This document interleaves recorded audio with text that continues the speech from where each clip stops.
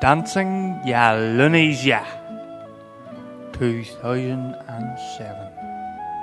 November, that is.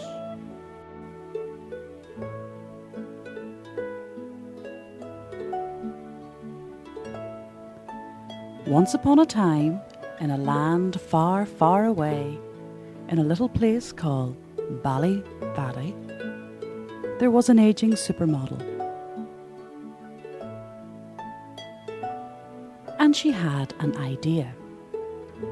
She decided that she would gather together a group of young people and put on a play. Warren thought it was a good idea too. In fact, he read about it in the local paper and he decided to come along and give it a go. The girls waited feverishly in the background to see if the aging supermodel would stage their very favourite show and thus let their pinafores get a little run out. So the aging supermodel gathered together some teams. There was the set team, the sound team, and of course, the lighting team. And the sound team set to work immediately with Craig at the helm. But Emma wasn't very happy. Oh no, she decided that it was a woman's world and she wanted to take over. Her plan for world domination was slowly slipping into place. Craig moved on regardless. Unbeknownst to Craig, the girls were plotting his downfall. And they loved it.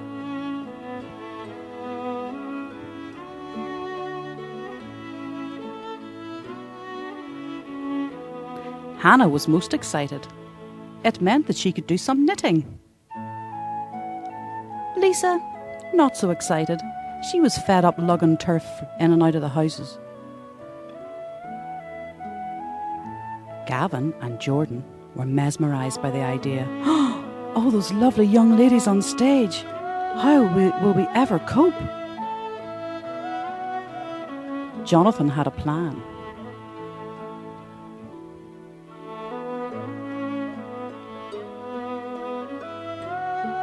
Hey Laura, he said, what's that in the newspaper?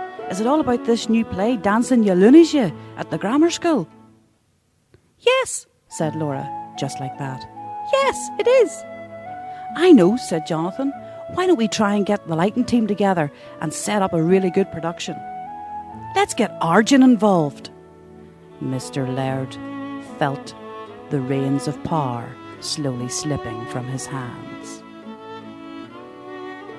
What's this show going to be about? Asked Warren. Not about me, said Arjun.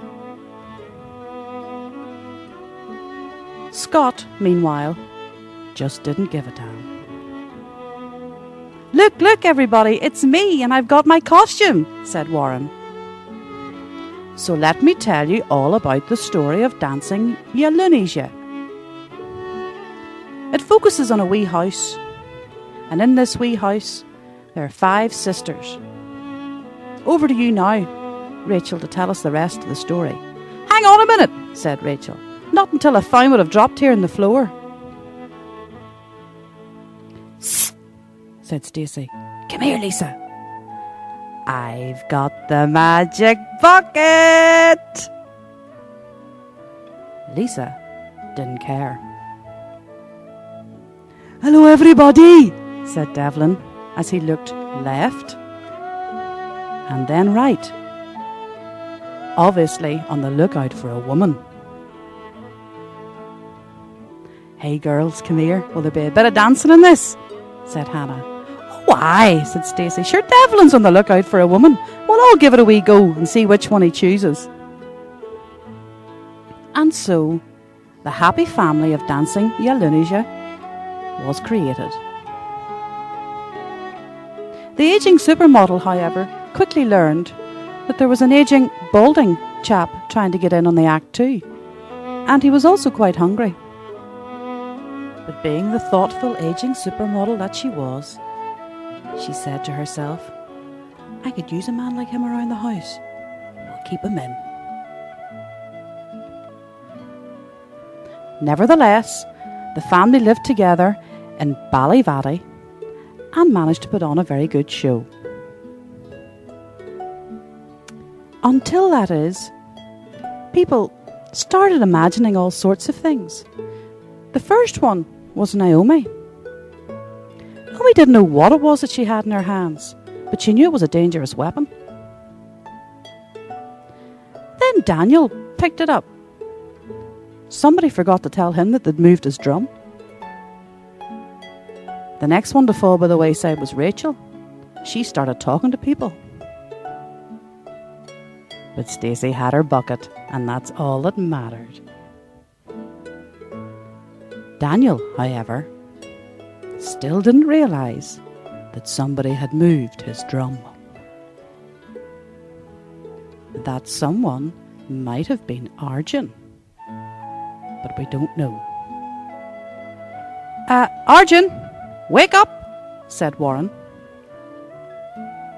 Come here, that Warren boy thinks he's all that, doesn't he? Said Lisa to the other two girls. I quite fancy him, said Rachel. Naomi, would you mind if I moved in on Warren?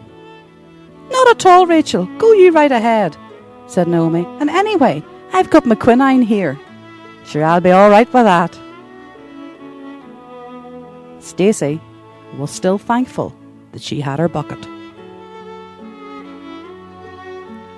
Why does nobody fancy me? Said Jonathan.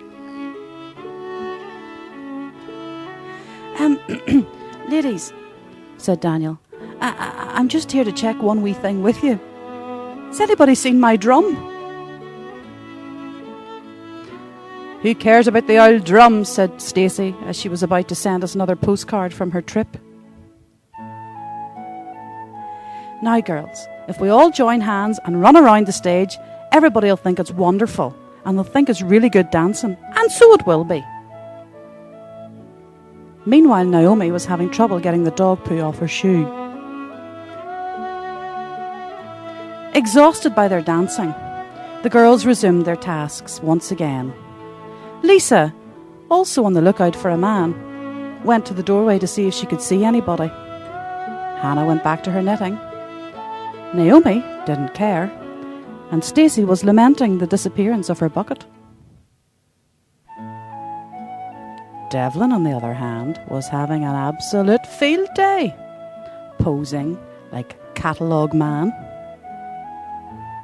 and snuggling up to Rachel.